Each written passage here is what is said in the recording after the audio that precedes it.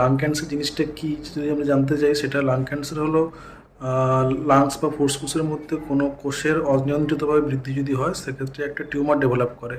সেই টিউমারটা যদি খারাপ বা ম্যালিগনেন্ট হয়, সেক্ষেত্রে আমরা তাকে বলি লাং ক্যান্সার বা ম্যালিগনেন্সি অফ লাং। তো কী কী কারণে লাং ক্যান্সার হতে পারে? দ্য মোস্ট কমন যে কজ যেটা হতে পারে সেটা হচ্ছে সিগারেট স্মোকিং। এই সিগারেট স্মোকিং দু ধরনের হয়, একটা অ্যাক্টিভ, একটা প্যাসিভ। অ্যাক্টিভ হচ্ছে যে কোনো লোক যদি কোনো ব্যক্তি যদি সিগারেট নিজে থেকে খায়, সেটা হচ্ছে অ্যাক্টিভ স্মোকিং বলা হয়, এবং তার চারপাশে যারা থাকছে তারা যদি সেই স্মোকের ধোঁয়া বা সিগারেটের ধোঁয়াটা যদি ইনহেল করে, সেক্ষেত্রে সেটাকে আমরা বলি প্যাসিভ স্মোকিং। এবারে এক্ষেত্রে দেখা যাচ্ছে যে যখন একজন ব্যক্তি যখন সিগারেট স্মোক করেন, সেক্ষেত্রে সিগারেটের ধোঁয়াতে বা সিগারেটের যে কন্টেন্ট যেটা সেটা হচ্ছে টোবাকো। এতে প্রায় 70,000 ধরনের কেমিক্যাল থাকে। তার মধ্যে 70টা কেমিক্যালকে কার্সিনোজেন বা যেটা ক্যান্সার ঘটায় সেটাকে আমরা চিহ্নিত করতে পেরেছি।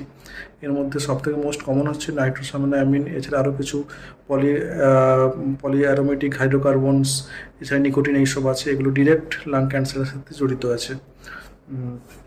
এছাড়া আর যেগুলো ক্যান্সারের মধ্যে যেগুলো লাং ক্যান্সার ঘটায়, সেগুলো হচ্ছে আপনাদের অকুপেশনাল হ্যাজার্ডস। অনেক সময় অনেক লোকজনকে বিভিন্ন কারখানায় কাজ করতে হয়, অ্যাজবেস্টাস কারখানা বা আর্সেনিক থেকে অনেক সময় এইসব হতে পারে, কিংবা কোনো যে কাঠের মিস্ত্রি বা যারা রঙের কাজ করে, সেক্ষেত্রে অনেক সময় যে কেমিক্যালটা থাকে, সেই কেমিক্যালটা লাং ক্যান্সার ডেভেলপ করতে সাহায্য করে।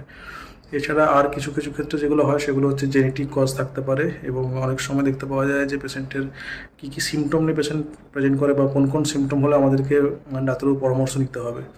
তো প্রথম যে সিমটম যেটা হয়, সেটা হচ্ছে অনেক দিন ধরে লং স্ট্যান্ডিং একটা খুব কাশি হচ্ছে, একটা কাশি কোনো ওষুধকেই কমছে না, মাঝে মাঝে কমে যাচ্ছে, আবার বেড়ে যাচ্ছে। সেক্ষেত্রে আপনাকে ডাক্তারবাবুর পরামর্শ নিতে হবে। এছাড়া যেটা হয়, সেটা কাশতে কাশতে রক্ত বেরোচ্ছে, একদম ফ্রেশ ব্লাড বেরোচ্ছে, সেক্ষেত্রে কিন্তু অবশ্যই ডাক্তারের পরামর্শ নিন। এই শুধুমাত্র এই নয় যে রক্ত বেরোলেই সেটা ক্যান্সার, আরও অনেক কারণে কাশতে কাশতে রক্ত বেরোতে পারে, কিন্তু ক্যান্সারের ক্ষেত্রে, লাং ক্যান্সারের ক্ষেত্রে রক্ত বেরোনো একটা